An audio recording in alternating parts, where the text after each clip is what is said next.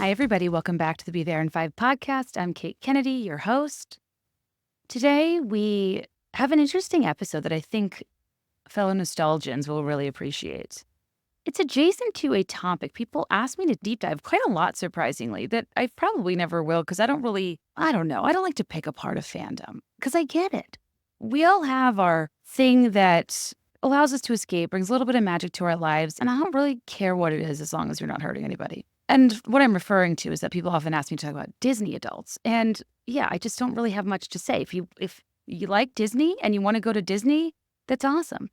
I want to go to Club 33 if any Beths are members and want to invite me. I will become a Disney adult. I will really transform into anything you need me to for a free high-end meal at an exclusive eatery that I could never get into otherwise. Just throwing that out there in case anybody has any opportunities. I'm just kidding.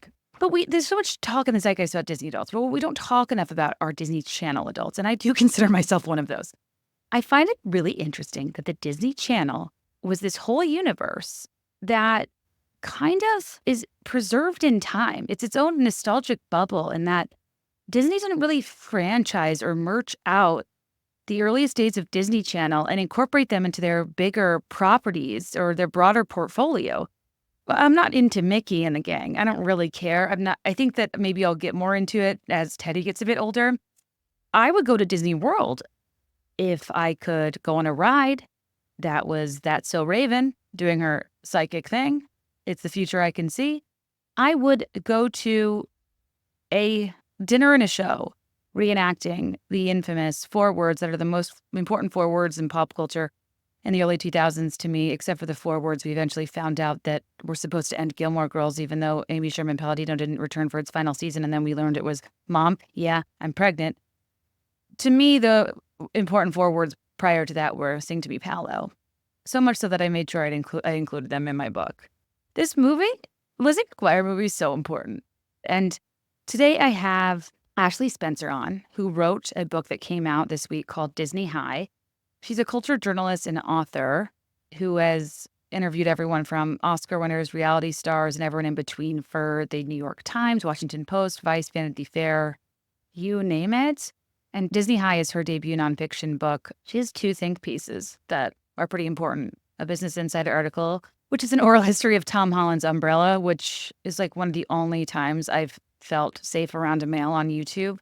And she tells me in the episode, I need to read the article, a think piece she wrote in 2020 when there was some backlash to the Hanson brothers. Honestly, any lash, back or front, I feel like is great for them because they're kind of off the map. So I don't really know, but apparently they were facing a mutiny from their own fans due to inappropriate commentary in 2020.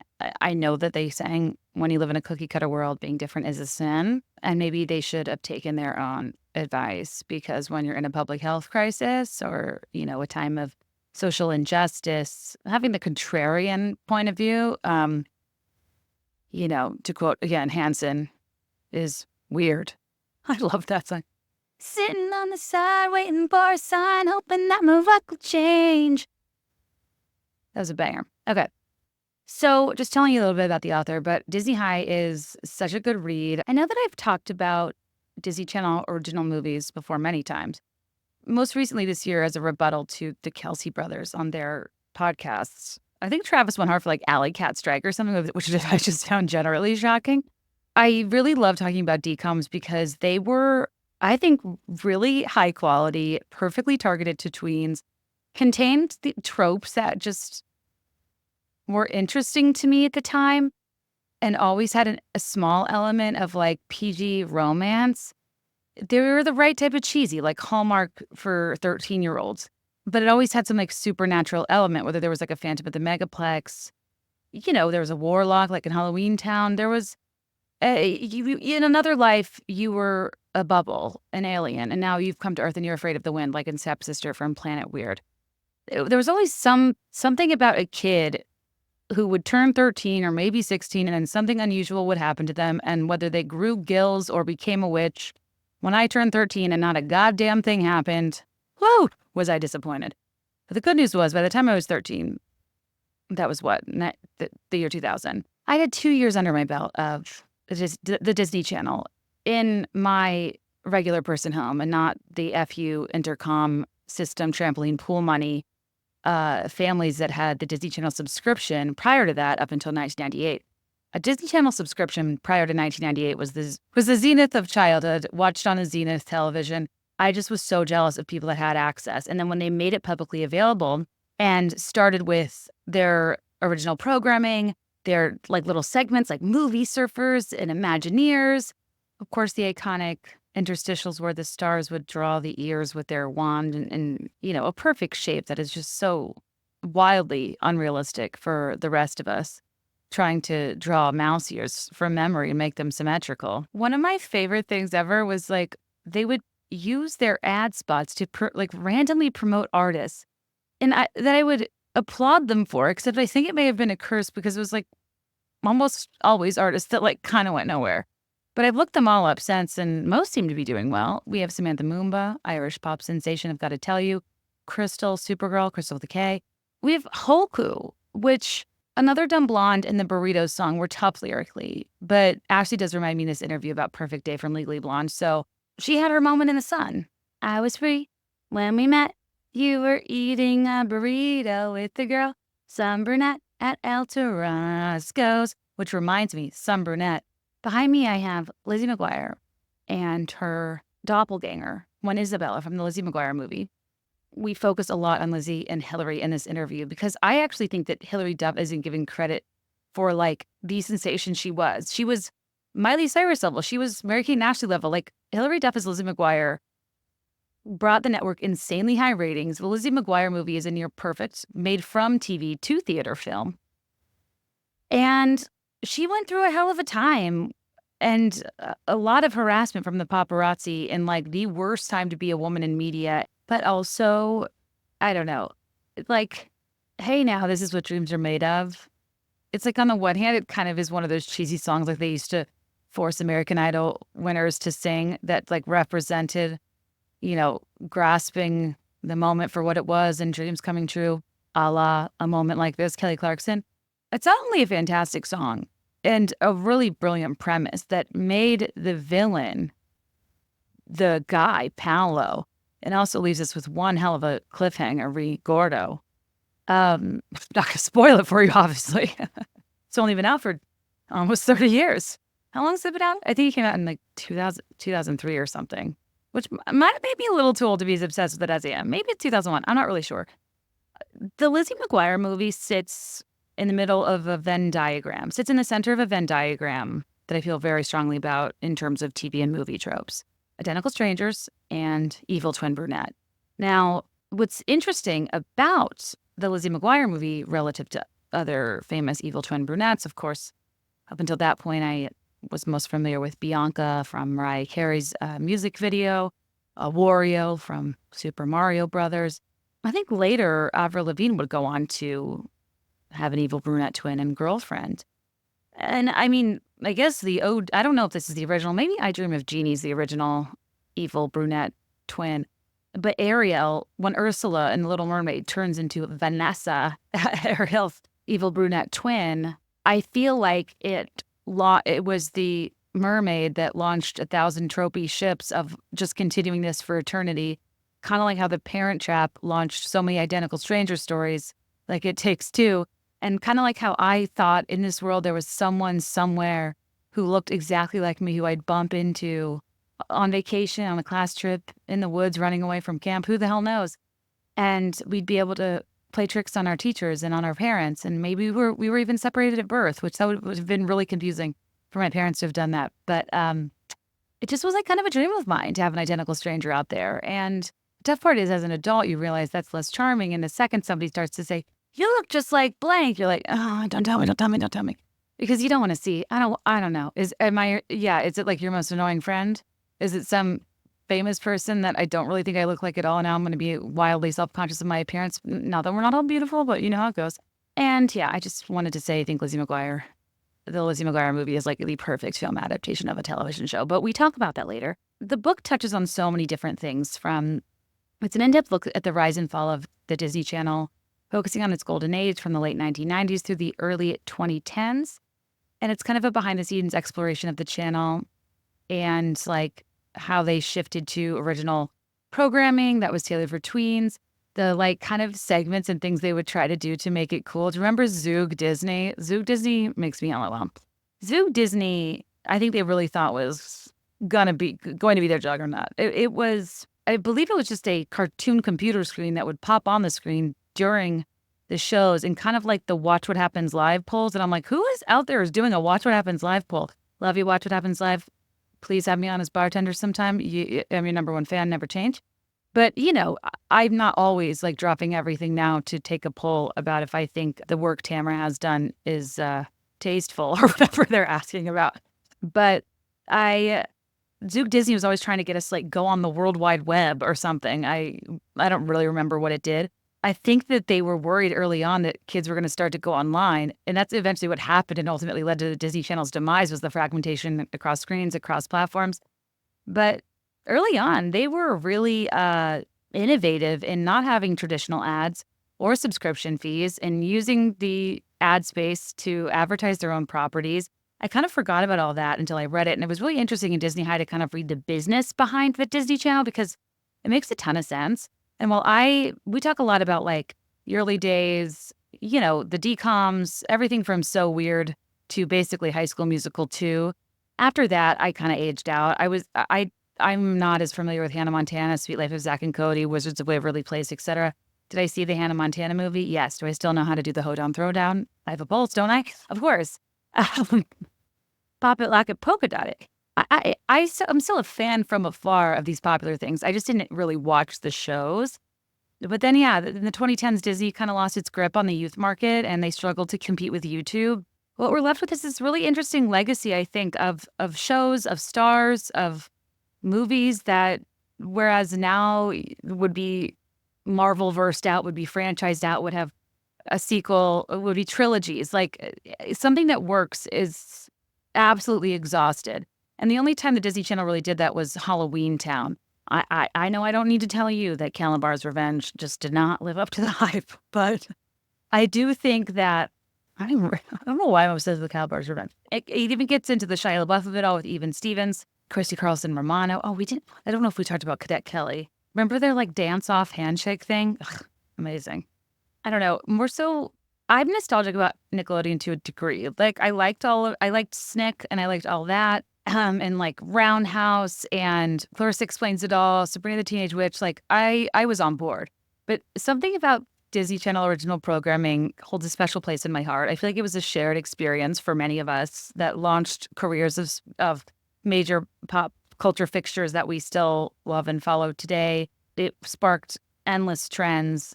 I feel like Lizzie McGuire's fashion alone made me wear cargo pants and flip-flops for a little too long in life. Platform flip-flops. But something I don't feel like we touched on in this interview that we really should have, because it was groundbreaking. It was revolutionary for its time. It was bug juice. It doesn't come in a jar. It comes from who you are and who I am as a person that thinks that when we talk about reality television history, it's such a blind spot, because obviously we had Real World Road Rules in the 90s, and then we had the early kind of like local access broadcast channel shows like Cops or Candid Camera that were like reality TV. But it was pretty brilliant of the Disney Channel in 1998, its debut year, to do like a real world for the coming of age at summer camps where kids go every year, unless, they smoke pot and get kicked off like Eve, am I right? I think we found, didn't she tweet that that's why she got kicked off for smoking marijuana? I mean, these kids were young. They were like 12 to 15. How do you sneak weed into Waziata? I'll never know. Yeah, the show had everything. I mean, what do camps have? Arts, crafts, first crushes, peer pressure, hot counselors, mess kits, homesickness. Real kids making friends, having fun. Oh, bug juice. That is one of the worst TV intro songs of all time. It's like if ChatGPT was around then. Like, I hate when things just describe what's happening instead of trying to be creative about it whatsoever. Real kids, making friends, having fun. I don't know, it just felt lazy. But the show was far from lazy. Honestly, I can't even believe that parents ever signed on to this, but since it probably filmed in 97 or 98, and it wasn't, the Disney Channel, wasn't really a thing yet. I don't know. I wonder what they offered in exchange, like the camp fee? Did they get paid? It's just like a very vulnerable thing to be putting these moments on screen for tweens. I just think that sometimes I hear people credit Survivor a lot for like really bringing reality TV to the forefront, but I credit Bug Juice because again, outside of the real world and road rules, there was nothing else. And Disney really took a chance. They had 3 seasons. It was so, so good. There was season 1, Camp Wasiata in Waterford, Maine, Camp Highlander in Horseshoe, North Carolina, season 2, and Brush Ranch Camp in Torero, New Mexico, season 3. I don't remember the New Mexico one. Is that some sort of revival? I very vividly remember the first 2 seasons. I feel like I tried to rewatch it either on Disney Plus or like, ripped off of YouTube. And I will say it was near unwatchable. But it's like an amazing time capsule of kind of the fashion, pop culture attitudes, what it was like being a teen at that time, the like anxiety and psychological warfare that existed within these like small communities and that I would experience for a week at camp. I can't imagine a whole summer. It would feel like a whole other life. My dream was to go to a camp that like had a boy-girl dance, and I feel like one of them did. And like I just gawked at the hot guys, wondered who they were going to pick. There was always such an obvious cool girl. In hindsight, the counselors were like, could they even drive? I don't know. But I thought they were so old and mature. Like the whole summer camp is such a fascinating thing that I wonder if it's still like how it used to be. But I mean, to drop your kids off for a whole summer and let them be on reality TV, logging like their, crushes and body image issues and like them crying over a scraped knee. I mean, tough parenting, but great content, as most programming involving children is. I can't imagine letting my kid do really any of these shows. But I also, we do talk about like the purity ring of it all, the true love waits kind of vibe of the Jonas Brothers and co. Yeah, we get to a lot of it. I just think that his Disney Channel's legacy is so important, and we don't talk about it enough relative to the mainstream cash cow Disney characters. And I just think that if I had it my way, I could go to Disney World and I could visit the Smart House. I could get on a Xenon spaceship, go to a Protozoa concert, maybe float away in a bubble like the stepsister. Hell, I would be stoked to, have a small picketing event outside of anything related to the Lawrence brothers. I feel like they're kind of like far-right weirdos lately or hyper-religious. Kirk Cameron definitely is. Can't tell you what Andy Lawrence is up to lately. I don't check in on him a ton. Do any of you guys checking on Andy Lawrence? Or Matt, really. Honestly, I'm just talking about Kirk from Growing Pains. He seems like he's kind of a problem. Allegedly, I guess, like Hanson, but at least you still have the Jonas Brothers. So I hope you enjoyed this episode of us talking about, how Disney Channel had this incredible ability to create teen sensations. They kind of pioneered a business model where they didn't have ads or subscriptions, and a lot of the juices in the onset dynamics, and the challenges of the child actors and how the shows were developed behind the scenes, how things were negotiated, why Hilary Duff left Disney. There's a lot of juice, how Zach and Vanessa initially got together on the set of High School Musical. And one of the most interesting parts to me was how it's very specifically detailed what we all knew to be true, but we're in great denial about, which is the falling out of Hilary Duff and One Name Wonder like Madonna, Adele, LaLaine, who narrates the audiobook. And I think that's such a cool touch that they did in finding somebody who is so recognizable by name, despite probably not being a person you've thought about in a while.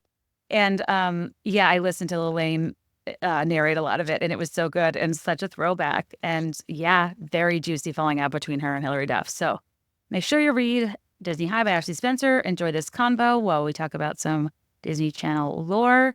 And yeah, this is probably the one and only episode where I'll be a Disney adult. So hope you enjoy. I feel like I should do the thing.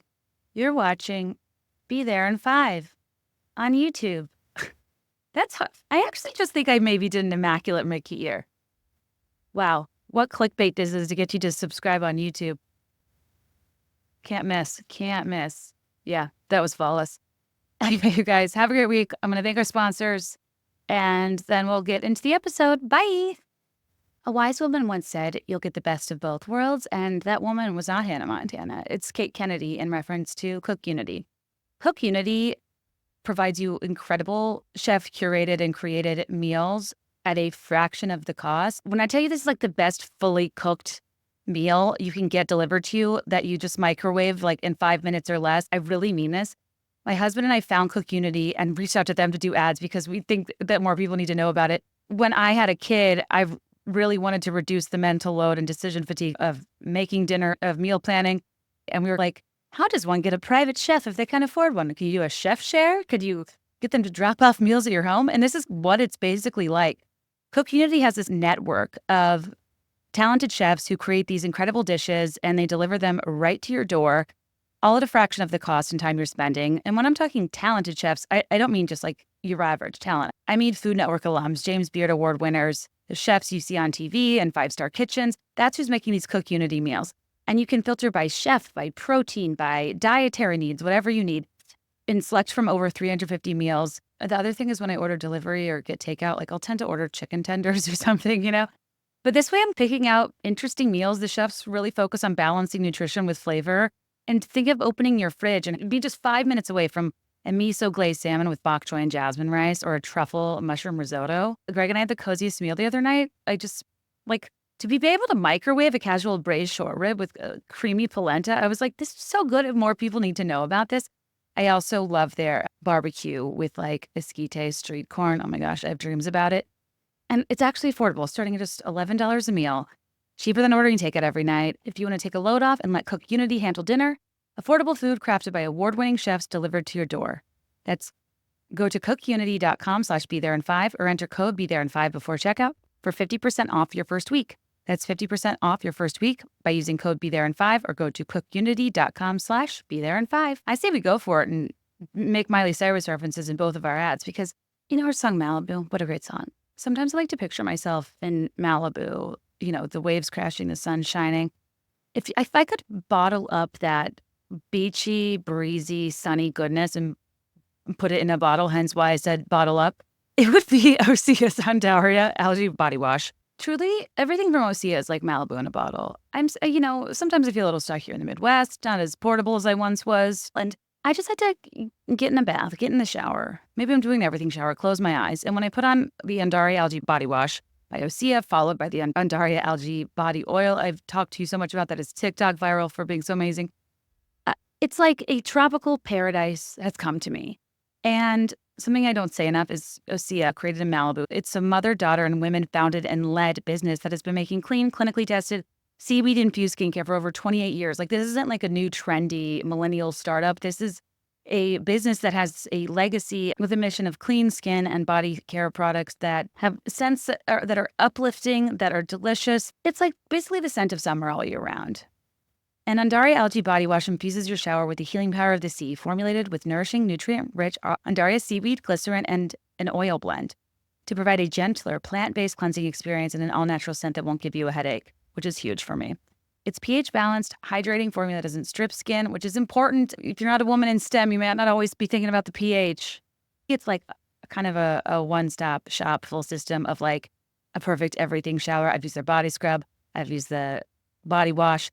I put on the oil that's not greasy and lets me sit on my sheets or put on clothes miraculously. I don't need lotion most days. Everyone talks about skincare routines, but not enough people talk about body care routines. And Osea Malibu has mine.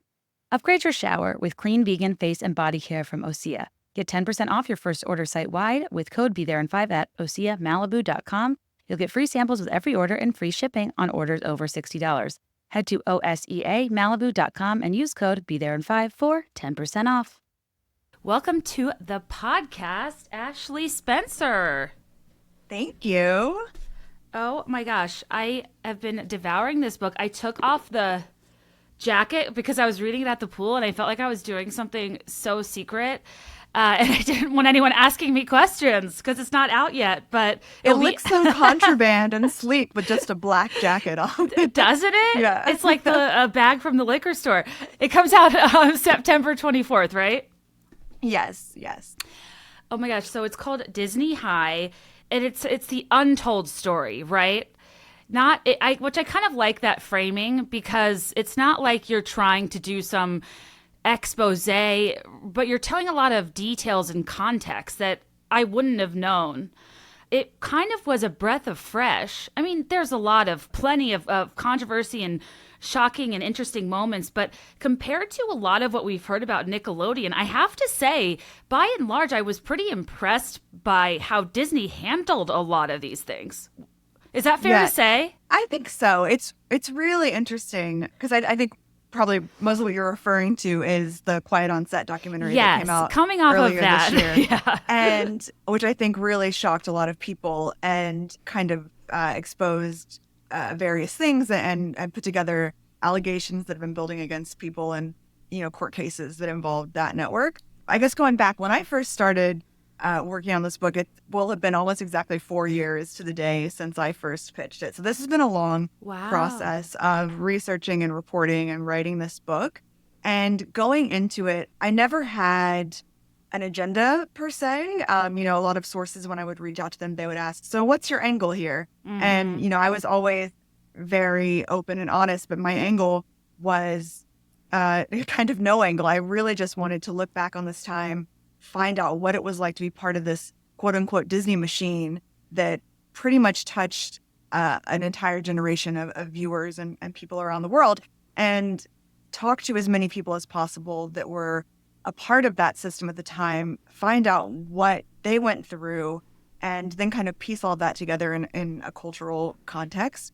What was interesting after Quiet on Set came out was I had heard repeatedly from many producers and writers and people that worked at Disney Channel about how difficult it was to work within these Disney confines, that the standards and practices team, which is a team within the network who is in charge of making sure everything stays on brand, that nothing is out of bounds, that they're not coloring outside the lines, that they were so heavy-handed they couldn't make off-color jokes, they couldn't do any of these things, and also that everyone kind of lived in what someone referred to as a culture of fear, where anyone at any level was replaceable, they could be fired. No one was ever bigger than the Disney brand. And so, looking at it through their eyes, those were difficult things to deal with. And then when you look at something like Quiet on Set and the allegations against Dan Schneider and someone who was able in many ways to be bigger than the brand there and to continue with a pattern of allegedly bad behavior, it really, you can see the difference of the way Disney was operating versus Nickelodeon, where just largely was not possible to the same degree because of that ever-present Disney brand and force and, the specter of Mickey Mouse hanging over everything that instills a little bit of fear in everyone. And in many ways that was, partly a good thing. And you can talk about the other ways it was a bad thing with the pressures that come with living up to that brand. But yeah. Right. I thought it was really interesting how you opened with changing of the guard, and you really go into the importance of the shift in leadership and the stuff that, like, as a kid, obviously you're not privy to. And as an adult, I wouldn't have thought to look up. But I really think that those things are interesting now, because I'm often like, how do adults get in the mind of kids and like make programming that works? And there were some anecdotes that I really thought were interesting, that I am the target audience for their shift away from paid subscribers and the type of content they made. There was one thing that was said that 90s millennial kids wanted to be connected to their parents, and they didn't really relate to like no parents allowed, gross out humor, clueless parents. And Nickelodeon was like, I remember I hated like Ren and Stimpy, Pete and Pete. It was a lot of like gross out stuff. Yes. A lot of bathroom humor. And my parents didn't like it either. I wanted to be good. I wanted to be liked by my parents. I wanted to watch stuff with them. And I loved the Disney Channel, and only the kids who had houses with intercoms had the Disney Channel. Yes. Like, I thought that was a really important insight that they identified, and making programming for kind of goody two-shoes kids who didn't really fit in with Nickelodeon's parents suck vibe. Exactly. And who were too young / their parents did not want them watching MTV yet. That was the other component, I feel like, because as someone who loved pop music, and I grew up in Orlando, and so boy bands were everything to me. And I loved TRL. I loved all of that, but my parents did not like me watching MTV. So, Disney Channel very smartly in the late 90s started incorporating pop music into their network, where they would play the music videos of these popular radio acts on the channel, even though they had no ties at that time to Disney. Disney was not seeing the profits from any of that. It was more just establishing Disney Channel as this arbiter of taste, that we are cool, but we are safe. Parents, there was a huge backlash when they aired Britney Spears' Stronger video on Disney Channel in 2000. And if you remember that one, it's like she has a backwards chair and it rains and she kind of rides around on the chair. It is, I mean, by today's standards in many ways, it's very tame, but it was... She does that and Drive Me Crazy as well. She really only had a few tricks. But there was this line that Disney Channel drew, and that was a safe space for families. They wanted parents to be in the room with the kids watching these shows. That was more eyeballs on the network, more people becoming aware of various Disney ventures, which they could put on in the interstitials, because they did not air traditional commercials. They could air a movie surfers interstitial where they go on the latest Disney cruise ship and, talk about that. So everything was kind of a billboard for the bigger Disney brand in those ad breaks. And then what Disney started doing with the pop music is, because these radio acts would age out and Britney would get too controversial for a 12-year-old's parents to want to see on Disney Channel, they started working with the Disney record labels and bringing the talent in-house. And then they could fully control the image and the content that they were putting out through the music on the network. When I tell you, I gasped aloud when I was reminded of movie surfers. I was like, I totally forgot about movie surfers. I loved movie surfers. It was so, and Christina Milian was a movie surfer. Yes, she was. Tina. Yeah. And the way that concept, it was buried in my brain in the way like an Imagineer is, it's like those terms. But yeah, it was interesting thinking about the business of this, now understanding TV media a bit better, because I was like, oh, yeah, so there's two ways you make money as a network: subscription fees or ad revenue. You switch from subscription to ad revenue, but they never had ads. But Disney Channel, like you said, serving as a just giant billboard for their own properties is super interesting and super effective. Yes, it was. And that's something that they, all of this was tested extensively. And if they had decided this is more lucrative for us to run ads for Nerf guns and Barbie dolls, I think they probably would have gone that route. I don't know that there was any sort of altruistic intent that we're not going to, these poor kids are just getting bombarded with ads on their channels. We're going to be an ad-free space. But they did all of this testing in the data, and the reports would come back that no, there is more money to be made for the Disney brand as a whole if we keep this time for our own products and ventures. And it's kind of a happy marriage of that was lucrative for them, but a really pleasant experience for the young viewer. Because commercials were, not like I was meaningfully oppressed by not being able to get a lot of toys, but it gets old after a while when you're just being bombarded with every doll and gadget and you can't get it. And as a kid, you don't understand money. You don't understand why, you have to wait till Christmas or a birthday, if that at all. And Disney Channel actually was a nice reprieve from the intensity of kid commercials too, like Crossfire. Do you remember Crossfire? Yes, I do. I feel like the commercials too, just the sound. It's always louder. It's always grating. It's, it's too much sometimes. So back to the music interstitials. This was a question I had. Why would Disney randomly have a music video from a Samantha Mumba? I saw Samantha Mumba's Gotta Tell You 1,000 times on Disney, and she's not a Disney star. No. So that was at the era that this would have been in the late 90s, very Y2K, just before Hilary Duff and the later acts began to be signed to Hollywood Records. So they weren't actually signing their own pop acts at that time. They didn't have a stable. Hollywood Records existed. It had existed for decades, but it was not filled with teen acts. It was filled with Insane Clown Posse was on there. They had Queen's catalog. It was just all over the place. But also what happened is the Disney Channel executives struck a deal in many cases with these external record labels that were not Disney affiliated, but where they would say, okay, we will run your artists' music videos ad nauseum on the network, in exchange for you allowing your act to film a concert with us that we will air on the network, and it will be filmed on a Disney property and therefore serve as another billboard for the brand. So whether that's a Disney theme park, a cruise ship, in the Broadway theater that Disney owns, somewhere that while they're singing their own music that's on an external record label, they're also in the presence of this Disney environment and talking about how much they love being at Disney, how fun it is. You know, I remember like NSYNC and Britney would go shopping at, I think at that stage it was downtown Disney, and buying big Disney merchandise and all of these things. And so it became worth it once again for Disney to allow these kind of external potential ad dollars to not happen, because they were also reminding you of the Disney brand alongside of it. And then once they did start signing the artists to Disney labels, then all of that money stayed in-house. It's so interesting because on the one hand, it drove awareness. I am so aware of the people that they promoted, from Samantha Mumba to Shadaisy to Crystal with a K and Supergirl. BB Mac. BB Mac.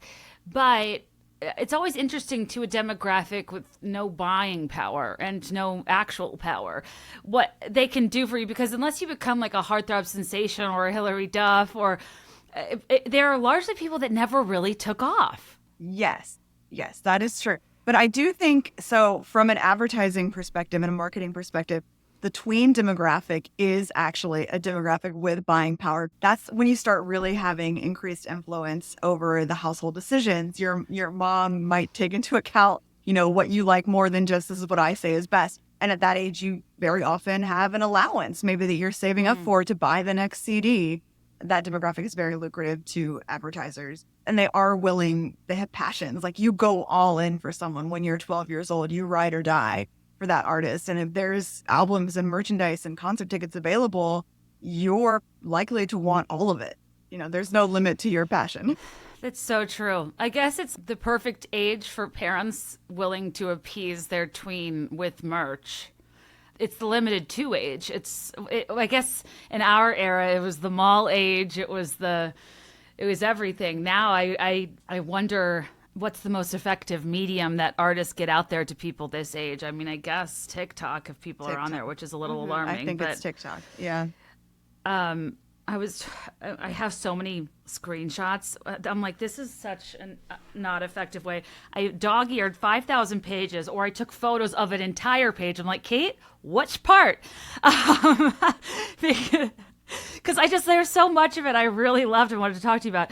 But I just learned a lot of stuff too, like parameters, including Disney Channel's much discussed 65 episode rule, a policy in which they would cancel most original series once they hit the 65 episode mark. The benchmark was a holdover from the classic programming idea that you need 65 episodes to have enough content to air repeats 5 days a week for 13 weeks, which could be repeated quarterly to provide a full slate of content year round. I was like, whoa, the math makes sense. That's super fascinating.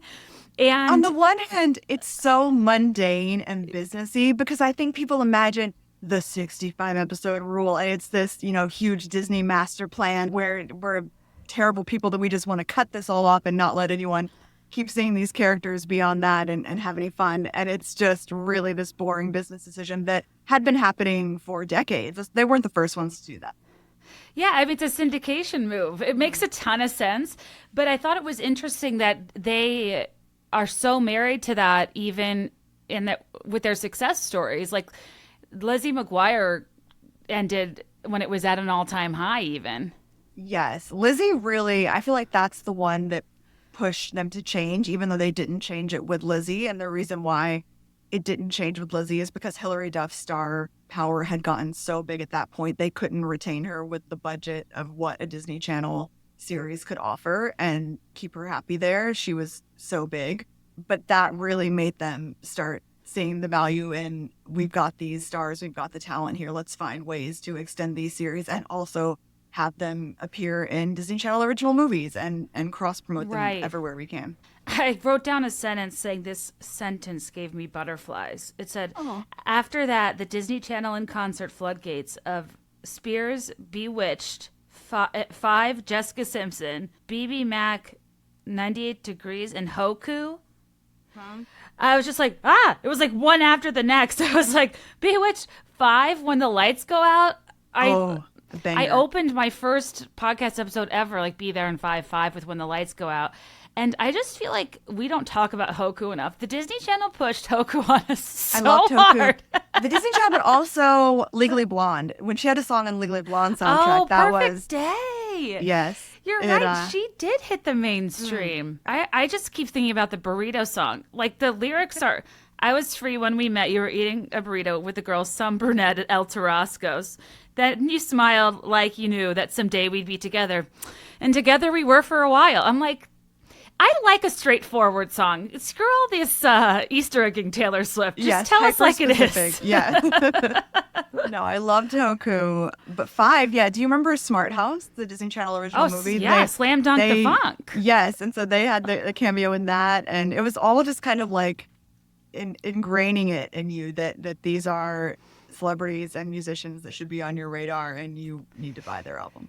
I was just thinking about Smart House because I was watching Tell Me Lies on Hulu, and I was telling a friend, I was like, did you know that Steven, the actor, Jackson, is Katie Seagal's son? And then I said, Katie Seagal, from Smart House. And I'm like, okay, most people would probably say Married with Children. No, that's how I knew Katie Seagal, too.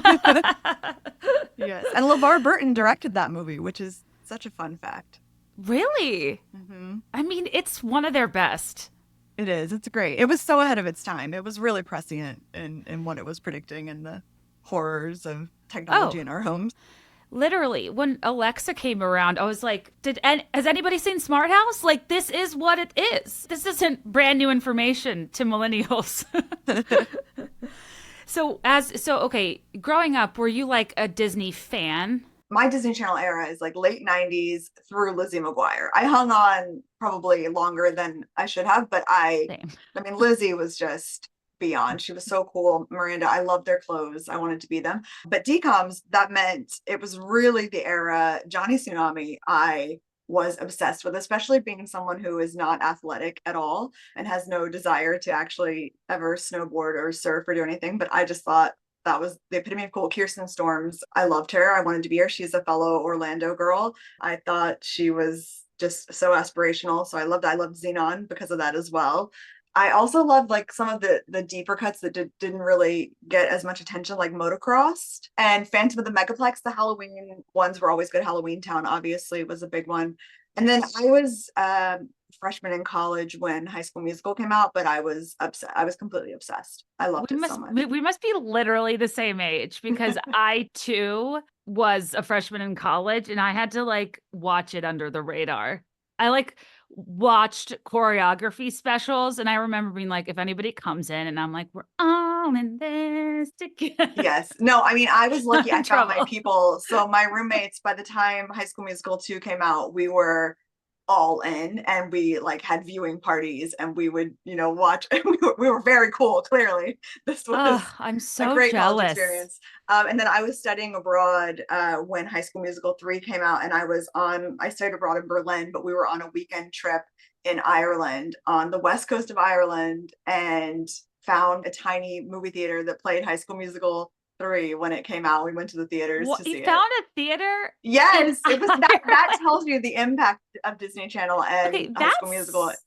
Crazy. As much as I love to reminisce about the days I was so Disney Channel core, the tough part about that is how much I was in the sun at this time and how poorly I was taking care of my skin, my face, my body, all the things.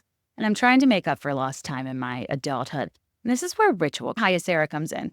Ritual's here for your skincare routine. They created a wrinkle support skin supplement and conducted a clinical study to take the guesswork out of skincare. There are 1 million daily skincare products on the market that are topical that I swear I just do not see a difference. And Ritual, a company I trust, founded by a woman who wanted a transparent supply chain for a prenatal and now has branched out to a lot of other products, created this company because in an unregulated category like vitamins, like supplements, she was committed to providing products with clinical studies that just weren't happening in this arena.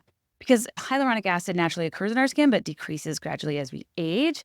And it can cause skin to become, crepier. Not to ruin crepes for people, but yeah. And Ritual's Hyacera supplement is clinically proven to reduce wrinkles and improve skin smoothness. You're perfect as you are. to age as a gift. It's not that we want to anti-age per se, but like maintain our youthful glow because you still feel young on the inside. And Hyacera is a once daily skin supplement clinically proven to reduce wrinkles and fine lines and increase skin smoothness in 90 days. In a clinical study, Hyacera led to a 3.6x reduction in crow's feet wrinkles within 90 days as compared to placebo.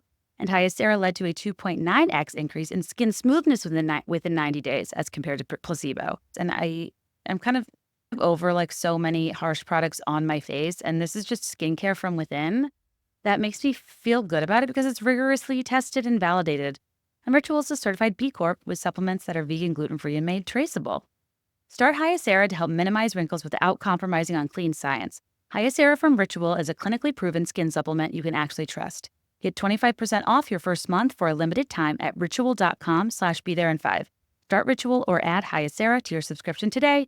That's ritual.com/BeThereIn5 for 25% off. Yes, it was everywhere. It was everywhere. It was massive. So those were my DCOMs. But if you ask it, like if I was a Disney fan in general growing up, I think like I have kind of an interesting background. Just growing up in Orlando is a bit unique with the relationship to Disney. I guess it's probably maybe if you grew up in Anaheim or somewhere similar that you would have that. It was always in the background. But it also, I think what that did for me is like you very quickly realize at an early age that it's a business. Like I had family friends that worked at Disney. A lot of my friends' parents worked at Disney. I know someone in high school that their after school job was they were Minnie Mouse in the costume.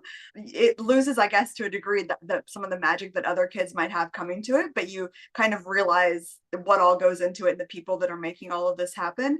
And so I think that kind of carried over into wanting to do this book and looking at all of the behind the scenes aspects of it. But then Disney Channel, it was a premium cable only offering in Central Florida. It was one of the last holdouts as well. And so I had to beg my parents to add it to our cable package. They would do those sneak a peek weekends where you could watch it for free and they would hook you. It was, I mean, they were so smart because that, you got in, you needed it. My parents agreed somehow. And I'm pretty sure the package only added Disney Channel. It was a single channel add-on. And so we had a little mini set-top box that went on top of the TV that just added Disney Channel. And I thought really, it was the greatest thing in the world. Set-top box. Own set-top box.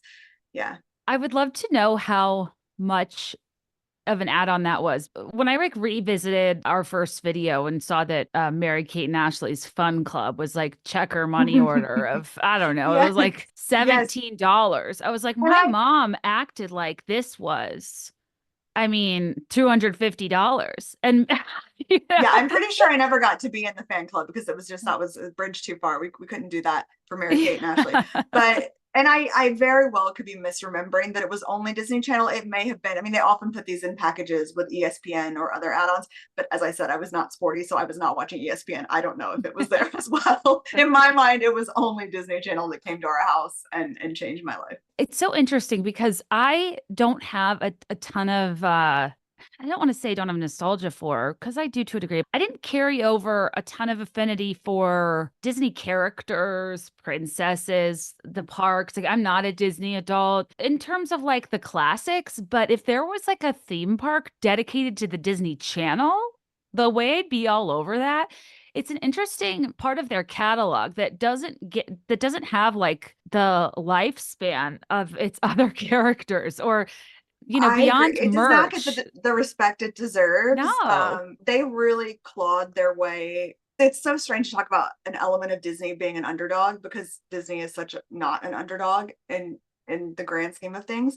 But the Disney Channel really was an underdog within the corporation, which I talk about in my book. But in the 90s through the early 2000s, I mean, it was tooth and nail convincing the other divisions, which were much more powerful, theme parks, theatrical film, those were the big ticket items and the prestige items and divisions. And so for them to say, we matter, we have something to offer, please incorporate us, please give us this platform. They finally really did with High School Musical. And like after High School Musical came out, they were integrating that and it was making a profit for Disney across 10 different divisions through everything and theme parks and merchandise and movies and music. That really changed everything. But I think you're right. The legacy, it doesn't have a presence across the divisions the way that it should.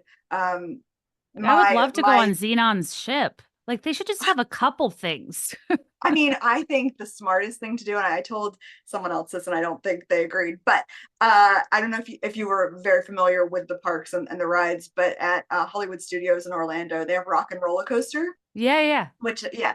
And so it's Aerosmith is the soundtrack to that. And the pre-show is Aerosmith, which feels very dated and very not Disney and not connected to Disney in any Right. way. And I think the easiest, smartest, cheapest for Disney, which they would love, thing to do would be to rebrand that a Hannah Montana coaster because they Yeah. own all of that music. It's got Miley, it's everything that they want. I think that'd be great. I know a lot of Disney fans want it to be Muppets. That's another thing they talk about. But I think Now, Hannah Montana makes so much sense. wait, is there no High School Musical themed ride? No, That's there's nothing for any of it. But what Disneyland in California did earlier this year, they had the first Disney Channel nights. So for an after hours event for a premium cost, you could come and it was all Disney Channel themed. And so mostly older Gen Z and millennials are who poured into that. And they had a station where you could trace the Mickey ears with a wand. They had karaoke and Camp Rock songs. They were really leaning into so that nostalgia, cute. which I think is smart. But there's no permanent installation that I can think of any kind in any of the parks. I mean, it's not like I'm out here arguing they need an installation for Alley Cat Strike. A High School Oh, Musical though classic. it's a cash Yeah. cow.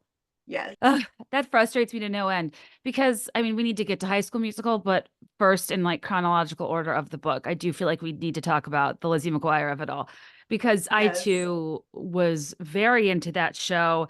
And okay, reading through this book, I was like, I don't feel like Hilary Duff gets maybe the credit she deserves for the star she was relative to like a Mary-Kate and Ashley and a Miley Cyrus, who are known as these like powerhouse merch machines, people that got so wealthy as children, they kind of never need to work again. I feel like Hilary Duff's kind of like lost in that mix.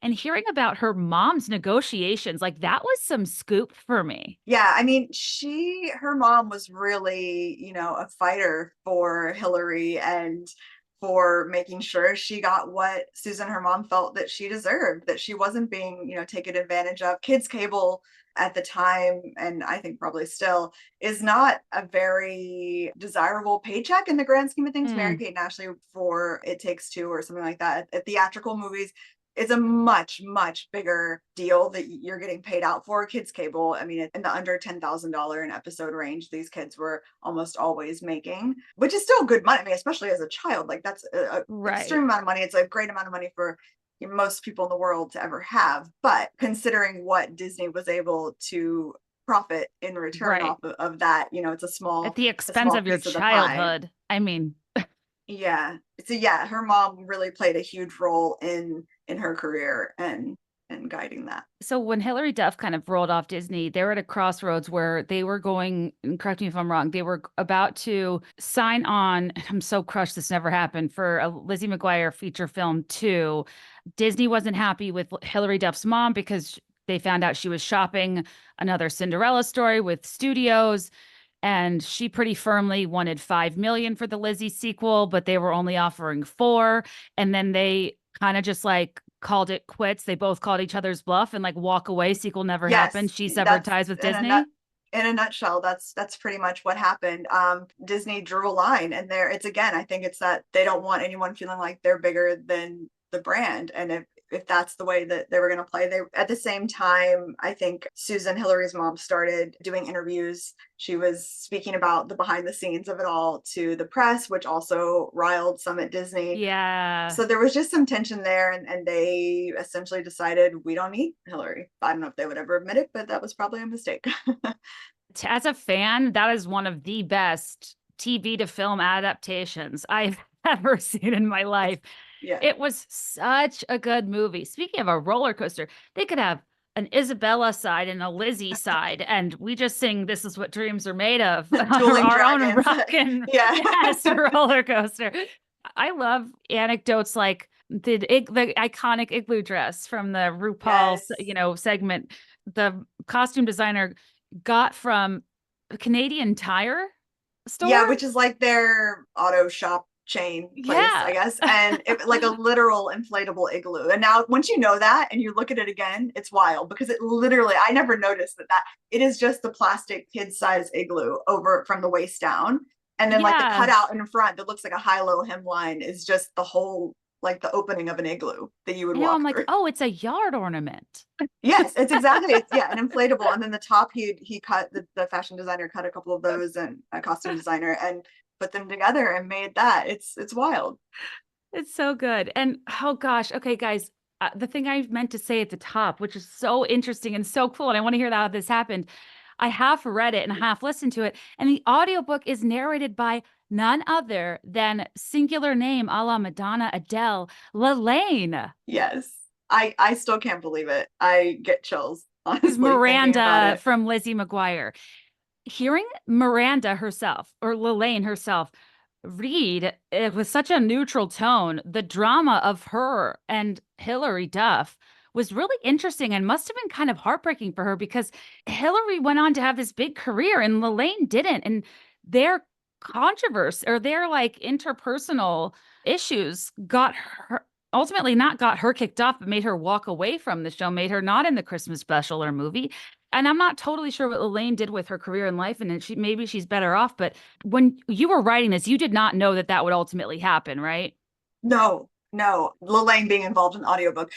That they let's see, this would have been maybe April that of this year that the my publisher asked me to start, who would you want, put together your dream list of who we might feasibly get to do this, to record the audiobook and narrate it. And I like the name that just jumped out to me that just felt right, honestly, at the top of my list was Lelaine. She is someone that I loved her work on Lizzie McGuire. I also just loved her voice. I think she has such a unique Yeah. voice and a tone, and it's soothing, but it's cool. And but she's also someone, like you said, like she has kind of not been in the spotlight in the last few years, and people haven't seen that much of her. And I just thought how wonderful for people to get a chance to hear from her again in this way. She's very private. She lives her life her way, but I thought maybe there's a very, very small chance she might say yes. And so I reached out to her, and I am so, so lucky that she was interested in doing this. And I will say she was able to read the book. She had access to the whole book before she signed on. So it was Okay. something she made sure she was comfortable with and wanted to do, and was just put her whole heart into it, I think, and put so much effort, and gave an amazing performance. And it's interesting to hear you talk about it because yeah, I think she has a very neutral tone, but there are moments as well, I think you can hear the emotion come through. And yeah, she's just the Lelaine you remember from Lizzie in now book narrator form, which is so cool. Yeah.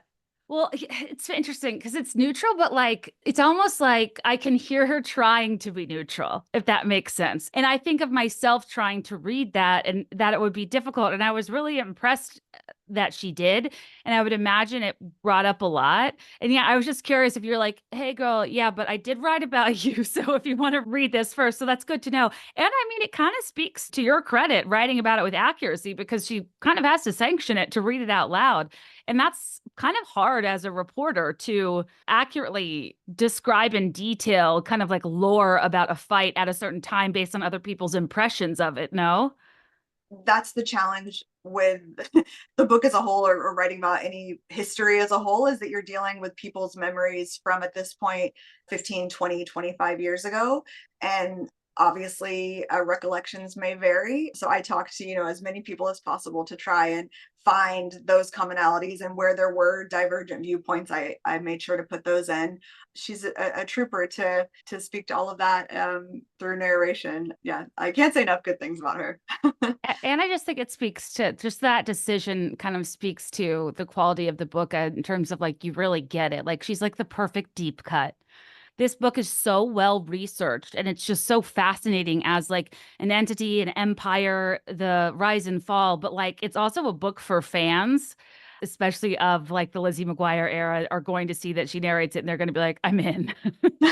Yeah, I mean I'm thank you. I'm so glad to hear you say that because that's kind of the line that I wanted to walk. I think it on Amazon it's classified as a history book, and I think when you think about history books or business books is also a category they put it under. And it definitely has business elements, obviously by nature of the time frame it is historical, but I wanted to make sure that this wasn't just a dry, Wikipedia retelling. There's a version of this it's just fun fact, fun fact, fun fact, because there were so many anecdotes and things. And also just fun fact, let me debunk this thing you've read online because the internet is full of misinformation. And, when you start going Right. down and fans with the best of intentions, but it's wild how things on TikTok spread now and people will just take, if you say something with authority, it becomes, oh, they must know what they're talking about. So that was really important to me to have this be really well researched and but to also be fun to read and enjoyable for fans, but also not just fluff and pandering to them as well. I know when I was speaking to various potential editors and shopping, this idea around, someone said to me, well, we don't want to ruin anyone's childhoods, right? Like we wouldn't want to have anything too negative in there. And I never put any of those parameters on it. I just really wanted it to be the most honest retelling if it involved some darkness and some sadness, which it does, but also some high points. So, the highs, lows, and everything in between, I think is really what it's trying to do. Oh, yeah. And I mean, I think it's important to be realistic. I mean, this is just like one example, but it's hard for me to recount my fandom and love for Hilary Duff without also being like, oh my God, the period of time where she had an eating disorder and was scrutinized by the press and her weight was like scrutinized and advertised by every tabloid. And it's just like, oh my God, I can't believe we talked about like an 18, 19-year-old girl that way. Like with this fame, with the money came a byproduct that it's kind of amazing she came out the way she did, because who would ever be prepared for No, that? and being a teen girl in the 2000s, which I think well, was just pretty a horrible time Yeah. from that standpoint all around. Body image and the scrutiny over whatever wrong thing you have with your body was just constant and ever present. And when those conversations took place in media around a celebrity, there was very little pushback in the way that now I think when someone crosses a line and speaking about someone's body or shaming someone, there's very quickly a wave of retaliation of why that's not okay. Those things definitely still happen. There's still so much judgment and shaming, but there's also a vocal viewpoint of why this is problematic. But at the time that Hilary was coming up and all of these young stars, you would have to search really high and low to find someone questioning the treatment of them in that way. And one of the points that shocked me that I included in the book in my research when Hilary went to I believe it's the 2003 Teen Choice Awards, and it's a Rolling Stone article written by a man, and he is describing Hilary greeting the fans outside the show, and you're like, oh, this is a lovely anecdote. It shows how friendly she is as a 15-year-old with these fans. And he makes a point of saying she crouched to sign an autograph for someone in a wheelchair, and he caught a glimpse of her pink thong. And I'm like, this is a 15-year-old girl, and you felt this Gross. was important to put in a national publication, that you took such note of it, and you see no problem with sharing that. And that's that same night, David Spade, I think, was hosting, and he cracked a joke about R. Kelly wishes Hilary was a couple years younger or something terrible. And that was just, I mean, there were no articles at the time then written about, oh, how horrible this joke was. It was just, No. this was a joke. And of course, that's what we're gonna say. And it's a very different landscape now. But yeah, I cannot imagine being in the public eye at that time. For my one in a millennial book tour, went through like magazines from that time, and I showed a Hilary Duff like 2-page spread. I think it was from an Us Weekly, and it was like 4 photos of her, and it was in big letters what they estimated her weight to be in every photo, Mhm. how she got to that weight, and then how they assumed she felt about herself. Too big, too small, too this, too that, what they assumed she was eating. And there was like an asterisk, and then at the bottom it said like weights are estimated by NYU doctor. It was like a doctor from NYU comfortably estimating this girl's little girl, a minor under 18, weight for Mhm. Us Weekly. I was so mad. I looked up this doctor on LinkedIn. I was like, maybe I'll send him a message. This is like literally 20 years later. And Right.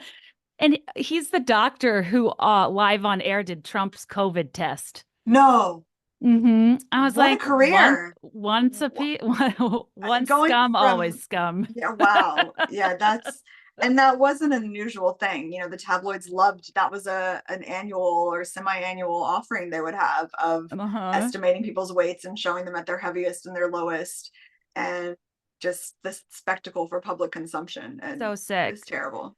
But to your point, like I learned a lot of things from this book, but like I think that it's important to treat audiences like they are intelligent and capable of digesting positive and negative information. And like it's not going to ruin Lizzie for me that her and LaLaine weren't actually friends. Like, it's okay. There was just enough stuff that warmed my heart that kept me going. Like we move on to High School Musical. And okay, the tea in this chapter thrilled me. As a true wildcat, how did you get the scoop about the moment that Zac Efron and Vanessa Hudgens became a couple and came out of the bathroom holding hands? I mean, I just talk to people. A lot of people. Can't reveal your sources. Well, I mean, I that section I talk about that they're Chucky Claypool, who was a choreographer and dancer in the films, and he has a conversation with Zach in the hallway where he is kind of talking about this dilemma he's got where Vanessa is into him, but he's got this girlfriend back home. What would happen again and again, a lot of these sources, this was the first time someone had shown an interest or taken their stories seriously. And so a lot of them have been hanging on to things they've wanted to share for a long time. And Yeah. I was more than happy to listen and hopefully do them justice. And that's a fun story. Like, I don't think that's too scandalous for anyone, except No, it's so maybe the poor sweet. girlfriend back home. You uttered words that have never been said before, which is the advice Zach was given in terms of breaking up with his girlfriend, which was what happens in Utah stays in Utah. Yes, yeah. That yeah, That was that's it was such a Salt Lake City's big claim to fame. I think High School Musical did a lot for that town. Hey, I agree. Much more than Secret Lives of Mormon Wives. Oh yeah, yeah. That was really cute. I'm sorry I'm like offering commentary, not asking you questions. I just want to like talk about the book. I should have prepared more pointed questions, but I didn't realize to me Zac Efron was such a slam dunk, obvious heartthrob, Troy Bolton. Can you tell people about how he like was kind of a controversial choice and not like an immediate yes from everybody? But yeah, I think Zach, importantly, what he had going for him is what a lot of these kids had, which is just that level of authenticity. Still, at the time when he was cast on High School Musical, he had a gap between his teeth. He was still living in Central California and commuting down to film or do auditions. And so he kind of had a bit of that like rogue element about him, obviously very talented. But this was a movie about a basketball player who also could sing. And so Zach wasn't the tallest and the most buff of some of the other actors that they saw. And he also, some people felt he did not have the strongest singing voice or the right range to do the songs. So he wasn't, a slam dunk, as you said, choice necessarily for Troy, but Kenny Ortega, the director, really believed in him. And I think some of another Disney Channel original movie executive I spoke to, she said he reminded her of the actor who played Romeo in the 1970s, Romeo and Oh Juliet. yeah. Google that kid. I see it. It looks so much. And that was someone that she had a crush on when she was a teen girl. And so she said, I know what these, young viewers are going to want to see on screen, and it's going to be Zach. And Oh my I think, gosh, they look so much alike. right? Yeah. Whoa. Yes. So I think that he just had that spark that was ultimately undeniable. And his chemistry with Vanessa as well really was something that set him apart. Did he have a gap in his teeth the first movie? They fixed it between auditioning and then going to Utah to shoot. So That's like upsetting. yeah. It's a common thing that they'll do the dental work, and it's make everyone fall into line. Not just Disney. That's a Hollywood thing. I don't know whether I pushed this. It's like I knew this, but I forgot. He doesn't sing on the soundtrack. No, not on the first film. No, not on the first film, but on the second two. Yes, on the second two he does, and that was something he fought for, and that they kind of had to allow. The High School Musical, basically, no one thought it was going to be as big as it was. They thought it was good. They thought it was really good by Disney Channel original movie standards, but they did not think that this was going to become this phenomenon. I mean, I don't know if there's anything you can, there's not really anything you can compare it to, or even that I could imagine kind of blowing up in this format in this way Not now. in like a But TV only movie. Like I can't think no, of anything like it. it was for a TV movie to then have not only a #1 soundtrack on Billboard, but the #1 soundtrack for the entire, or #1 album for the entire year. So that was the top selling album of 2006, Wait, was the High School what? Musical soundtrack. Yes. Like it outsold Massive. like Flo Rida and Outsold like, everything, oh my everything else that came out that God. year. It was huge. When you're doing that and you suddenly have these kids who are doing so much media, who there's so much attention on, they became instantly famous. And so originally Disney thought they would do what had worked with them in the past with the Lizzie McGuire movie, where on the soundtrack you list who's singing for Paolo as just Paolo, just the character name. And you had a movie like Stuck in the Suburbs with a fictional pop star, and you just list the fictional pop star's name, Jordan Cahill. And really you have a producer recording these tracks of middle-aged man. But you don't want to tell the kids that ruins the image. Yeah. So with Zach and well, with everyone on that original soundtrack, if you look at the track listings, it will just say Troy, Gabriella, Sharpay. It's not the actors' names. And so they never thought that this was going to be something that really came to light. Not that it was a deep, dark secret. It was just something that wasn't going to be an issue for them. And then very quickly it became an issue where Zach's being asked repeatedly in interviews about singing, and he's put in a very awkward situation to talk about, well, I did record some of it. They didn't use any of me. Props to Drew Seeley for doing this job, but that's not me. And I think that was really hard for him. I'm kind of impressed / proud of him because the studio didn't want him doing that. And he's just like couldn't not be honest about it because it was going to come out and then that would have looked worse. Right. Yes. They additionally did a huge concert tour across the US and South America, and the rest of the cast is on the tour, but not Zach, because Zach didn't sing the song. So they put Drew, and Zach refused to do the tour. So they offered it to him and he said no, because I'm not the singer. I mean, he really, I wouldn't have gone to the tour without Zach, I don't think. Yeah. I mean, a lot of people did though. It did very well. I told them, literally doesn't matter. There's so many other people to see on that tour. Wow. Because I will say the first soundtrack, like, so I don't know a lot of children's lullabies, and I had a kid this year and I sing Breaking Free to my child a lot. The range you need for that song. Woo. We're breaking free. I mean, it is woo. But then we get to the second and third HSM, and I will say the songs are more palatable. Can I have this dance? Like more straightforward register applied. And it does make sense to me now because I think that Drew was really flexing on that first album.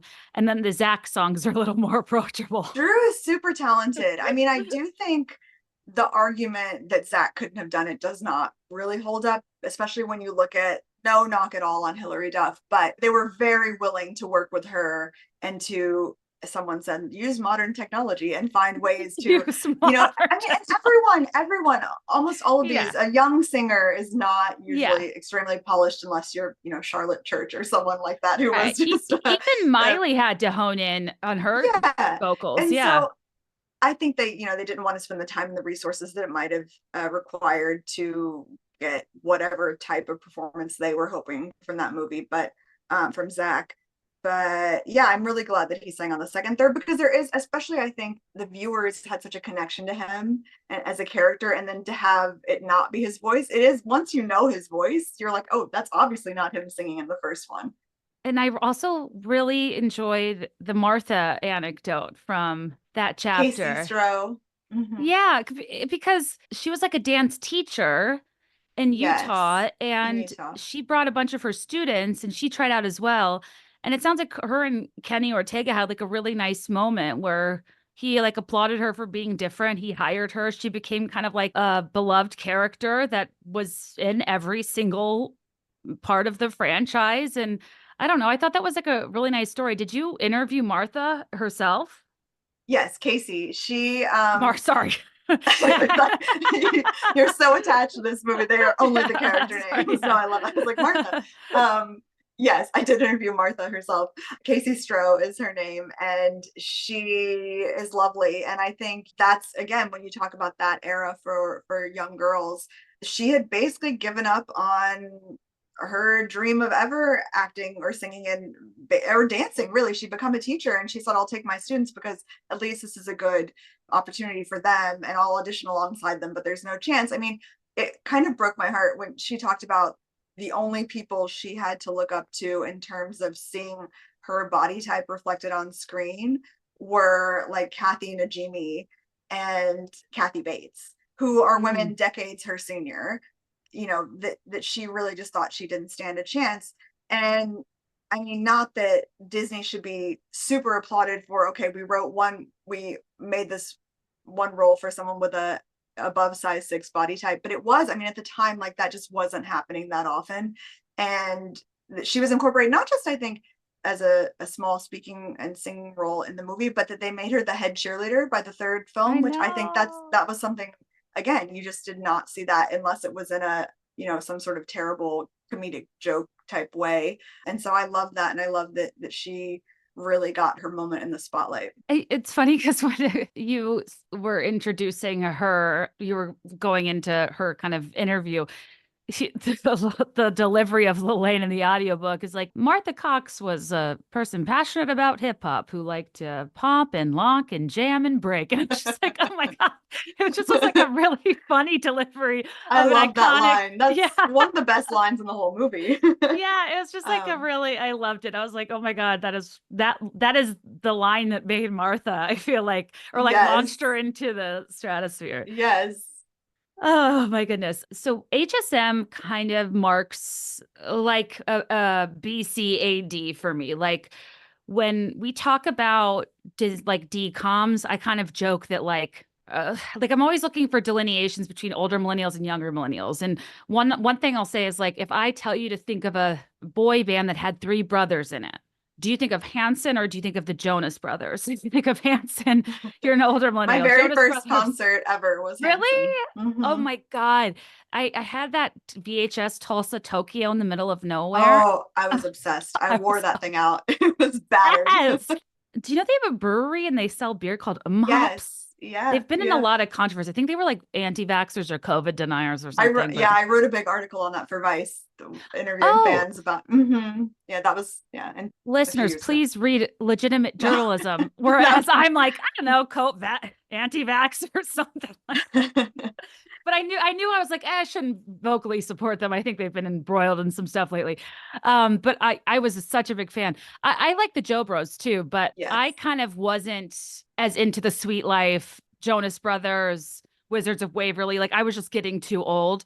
Yeah. So even Hannah Montana, I was too aged out of. What were some of the anecdotes, bombshells, like tidbits that, without giving away too much if you don't want to, from that era that you maybe weren't as involved as a viewer that you were interested to know? Oh, that's a good question.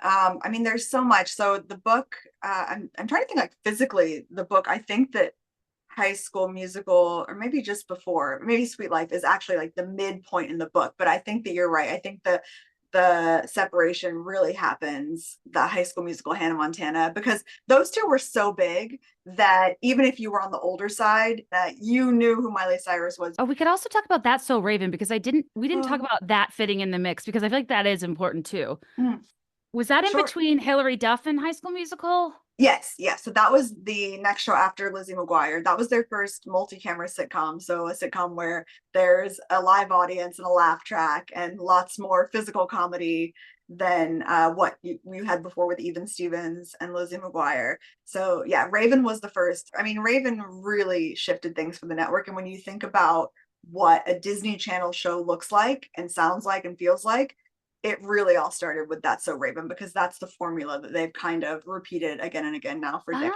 Oh, yeah, that's a good point. I mean, Raven, what an icon.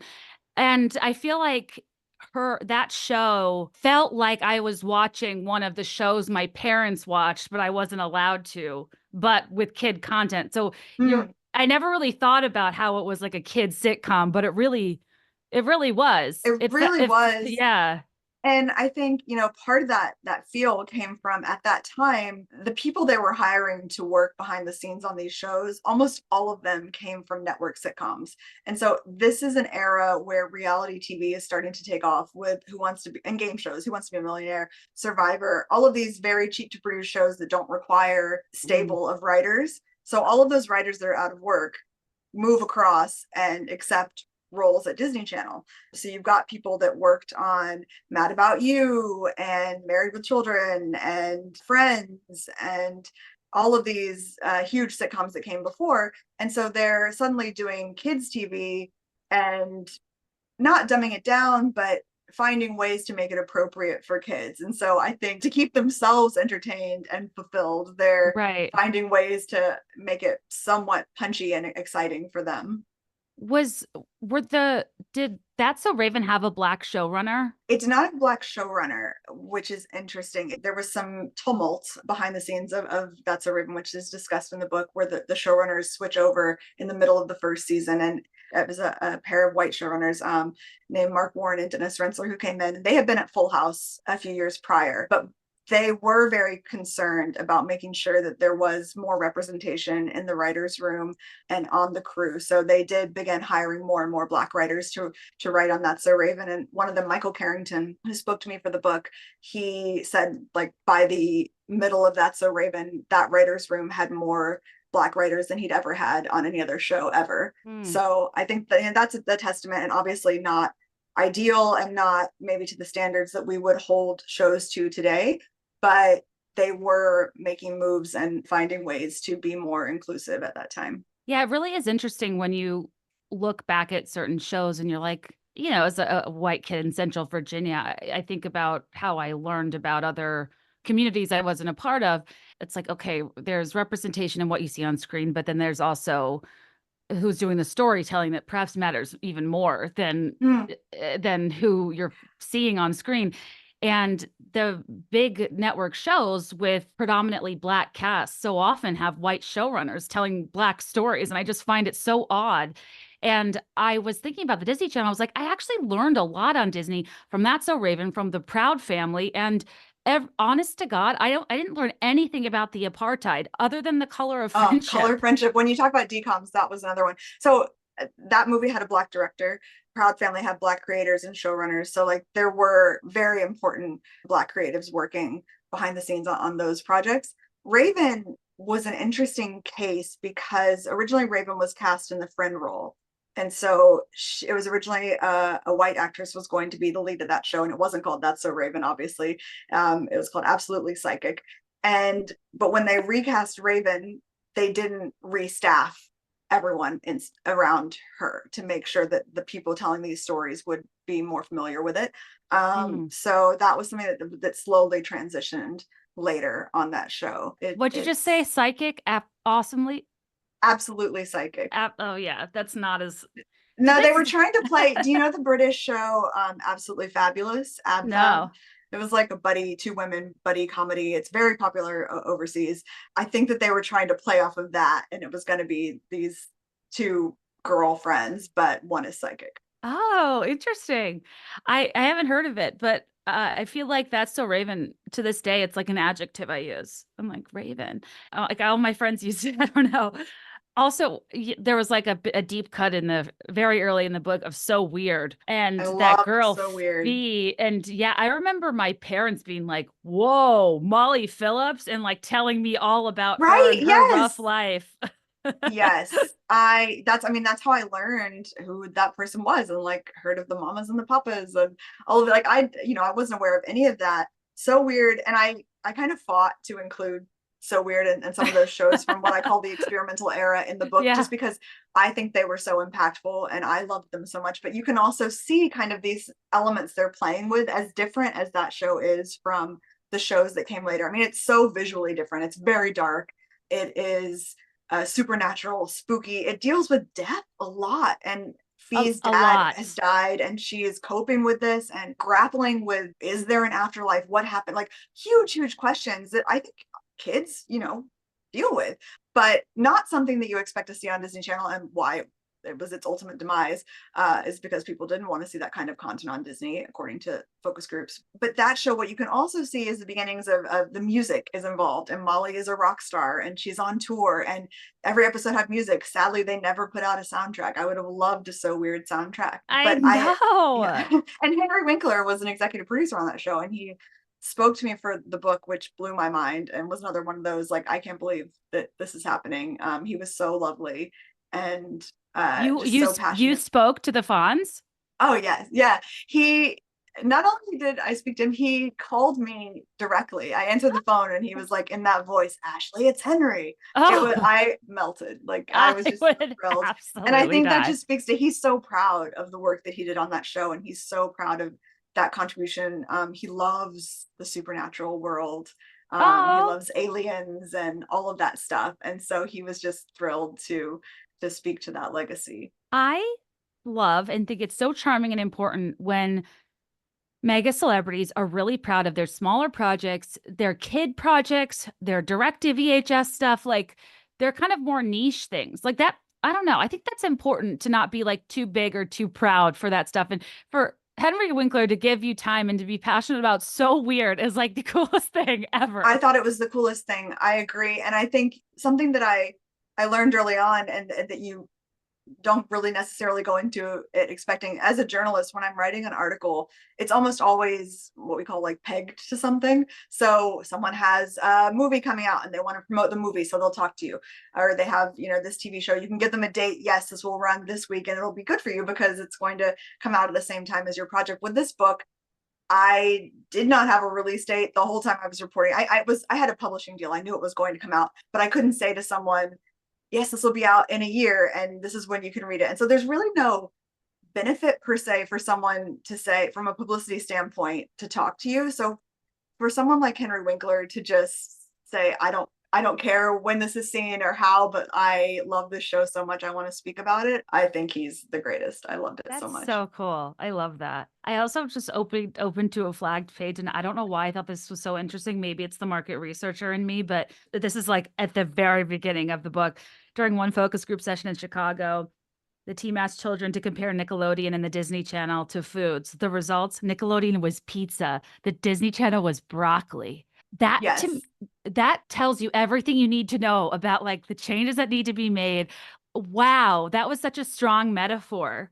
So that's coming at the point in time. That's right when this new wave of executives has come in and they're going to overhaul and really start doing the programming that we know and love now. Because before that, it was broccoli. Like, they aired the American Teacher Awards in prime time, and they had cool shows like the all new Mickey Mouse Club. Like, there were obviously successful shows. It was doing pretty well, but they were catering to the parents because the parents paid the bills and you had to pay to add on Disney Channel. So you want to keep the parents happy with educational content with broccoli. While Right. Nickelodeon is free, so you're just filling it with this pizza. And I say that because it was that right before the experimental era with So Yes. Weird, where it was like, Yes. how can we make this cool? Because if you Yes. recall, Nickelodeon had The Secret World of Alex Mack, or she's like Yes. melting into a Capri Sun puddle and she got spilled on by a chemical truck and is Yes. I traveling loved through it. vents. I mean, Yes. And Are You Afraid of the Dark? Like, you had these very spooky, yeah, but like they felt cool. They felt a little edgy. And yeah. yeah. And so, and these executives came from Nickelodeon as well. So they're bringing some of that, the lessons they learned there of what works, to Disney and finding the way to It, transition it there. it's almost like So Weird was approached too earnestly. It's like it tried to be pizza, but it was flatbread. Yeah, I think, I mean, and Henry, my good friend Henry, Yeah. he spoke about this, that, they started, as parents got a little more like, oh, we don't know if we want to see this darkness on Disney Channel. They tried to lighten it up, and by the third season, they had switched the showrunners and they brought in a new lead, in Alex Johnson, who's very talented, but is a little more sunshiny, and they had her singing on the show, and Yeah. it changed the whole feel, and just to be more in line with what you expect at Disney, which is a comfort and a perkiness that I think some of that early Right. stuff didn't have. And before I let you go, can you tell me what did you find anything interesting or develop a POV when you were looking into like the purity rings of it all? Because I find that to be super interesting. And my like least charitable opinion there is like it's not that like they were promoting religious values, but no sex sells to parents just as well as like sex sells to young people. So like it doesn't hurt to have all your stars wearing these purity rings when you're trying to kind of pander to parents as like the good network. Do you think Yeah. that like there was any Disney involvement or encouragement of wearing these rings publicly? No, I feel pretty confident saying no. It directly, no involvement. In the sense, so all of the stars that were associated with the purity rings, the Jonas Brothers, Selena, Demi, Miley, very briefly, they almost all of them have talked about getting them from their hometown churches. They were wearing them. I think too, I mean, this was an era, this was like weirdly kind of trendy. Oh, totally. The This was pre-Obama, like because yes, abstinence only sex education was the only yes. thing we And had. so the True Love Waits, all of those Yeah. campaigns. And I mean, but at the same time, you can't deny that hiring kids and families that come in with these values that are pledging not to have sex or maybe do anything that might be considered PG or above at that age is good business for a company that wants to keep everyone on brand and wants to keep things safe for their viewers. So I don't think that they were looking at that as like, oh, I wish that these kids were more edgy. I wish they, wouldn't do Yeah. this. But I asked them about this, and I spoke to, former President Rich Ross and former PR head Patty McTeague, and something that they, brought up is like, we didn't like the fact that they were wearing them because it made all of the interviewers ask them about their sex Sex. lives. Like Yeah, in a weird right. way, it becomes like the It's the anti-sex thing turns it all into be sexualizing them. sex. And so then like that becomes a focus when they want the focus to be, tell us about your pets and not, why are you wearing this ring? It becomes something else and Right. something a lot more complex than I think what Disney would hope for them to have to talk about. But they were, perfectly happy for them to not be doing other things. I'm happy to hear them say that because I mean, that's the church's fault. And that's the thing that's so enraging is that purity culture is often the thing sexualizing the kids, and Yeah, that's supposed to keep them away from sex. it makes it top of mind always, right? Like if you're Yes. always thinking about this is a thing I can't do, I mean, this is a whole different conversation, but it Yeah. becomes Let's like launch into this it is a now. thing I am thinking about at all times. I know. And so it's a strange catch 22, I guess, in a way. It really But is. yeah, the purity culture, and I mean, it was everywhere. Like Jordan Sparks and like everyone was purity rings were like across Hollywood. It was a moment. It was a moment. It really was. So is there, and I'll let you go after this, is there like, what would you isolate as like the few things that kind of contributed to the channel's downfall? Because the subtitle of your book, is it The Rise and Downfall? The Rise and Fall? Rise and fall, rise and Yeah. fall.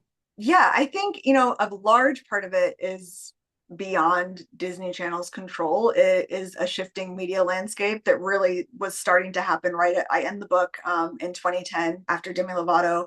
And I think that at that point in time, YouTube is really beginning to surge.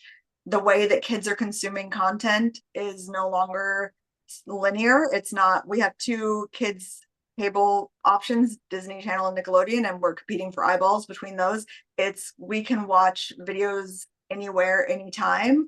And it's also the way that young stars are made. It's not on sitcoms anymore. It's not, you just don't have the visibility. Kids are on TikTok. And I don't know. I think it's really interesting to look at. And I would love to, hear more about like who 12-year-olds now, if you had them make their list of their teen idols, because I think their teen idols are in their 20s and 30s. I think it's Taylor Swift, Taylor it's Swift. Sabrina Carpenter, it's Olivia Hmm. Rodrigo. It's people that are adults. And Yep. I don't know that that's necessarily a bad thing, because I think we're all a lot more conscious now of the detrimental effects of fame on a young person, of the pressures that come with being told you're a role model for an entire country when you're 16 years old and don't really know who you are yourself. I think that delaying all of that as an artist and someone in the spotlight is probably a good thing for viewers and for kids. I'm not sure, who fills that void for them or what fills that void of what they feel connected to and attached to, and what will be the thing that in 20 years they look back on with the same passions that we've talked about from when we were growing up. I don't know that a TikTok video you really loved for a week is going to resonate with you in the same way as an adult that a show you watched for 4 years will. So I don't know. It's an interesting question. I know. I think about this all the time with the high trend turnover and the lack of monoculture and the way we binge watch shows and don't wait for them. It's like with this level of churn, you don't attach to things in a way that cements them. No, and you Like don't retain it. We're not there's no retaining things. retention. You and I spent a calendar year listening to the High School Musical soundtrack. Of course, these songs matter to us, but I just don't know. Like, or did you were you familiar with that Tumblr Pop Culture Died in 2009? Yes, yeah. And you end the book in 2010. There's so much, I don't know, we could have a whole other conversation about how the fragmentation across devices and the viewing experience in a post 2010 world like changed everything in such a big way that I don't even think we've looked back on to really, or we don't have the time and distance to really understand its implications. But I just think that young people will not have the same nostalgia or childhood or really content farm that we have. There's not even like the permanence to look back on. Like I think Yeah. about when I go to my parents' house and I find a drawer of my old CDs and how fun that is to look through. Like they don't have a physical artifact. Right. And a lot Right. of times, like you don't have something to trigger those memories and those feelings unless you just, have your cloud maxed out and you look at files. I don't know. Is I that doing the know. same thing? I don't know. I don't know. It's hard to say, but I feel grateful to have a book like yours that, kind of excavates a pocket of a beloved form of culture that I consumed when I was young. And I loved every minute of it. And I think, especially listeners of this podcast will eat this up. I wish I had the cover because I need to be promoting it, but I will post it properly. But please get Disney High. It comes out September 24th. This should air sometime in the realm of when the book comes out, but I have no idea. It's going to do incredibly well. And Ashley Spencer, thank you for your time. I'm sorry for the tech difficulties. I'm sorry for keeping you this long and starting late. I loved it. There was so much to get into, and this is a long form podcast, so I like to really get into it. No, I'm so happy. Thank you for taking the time to talk to me. This was a real thrill. Thank you. Take care. Thanks for listening, everybody. Don't forget to read Disney High, listen to LaLaine. Subscribe on YouTube, rate and review 5 stars anywhere you can, truly anywhere and everywhere. Unlike Sabrina Carpenter, I do relate to desperation. And other than that, if you want to share with a friend that's chill, come back. I think that'll be next week I'm going to talk to Emily in your phone, Emily Amick, about the wellness to White House pipeline. I keep calling it that in my head, but she has a quippier name of the slippery way people get caught into kind of far right wellness trends that start out from a place of institutional distrust that seems almost crunchy, but is actually in these days a super conservative mission. And these people are doing panels and getting called to Congress to talk about the danger of all these things that we're giving ourselves and our children and blah, blah, blah. And none of them are experts. It's such fear mongering for literally everything and anything we ingest or our kids do that it's effective. Because what do people care about more ultimately than politics, physiological needs, life, death, their children? And yeah, if the microplastics are coming for us, I will be taken out first. You can rest assured for how much Propel I drink. Side note, I feel like I need to do a snorkel about Propel sometime because it is the forgotten beverage that is basically I live off of it. And a lot of people, when I said that on Instagram once, were like, oh, that's retro Propel. I'm like, what are you talking about? It's the best flavored water on the market. But all you clowns are into seltzers. And I'm not always in the mood for that kind of corrosion on my esophagus. All right, you guys, as always, let me know your thoughts and I'll let you know mine. I'll be there in 5, I swear.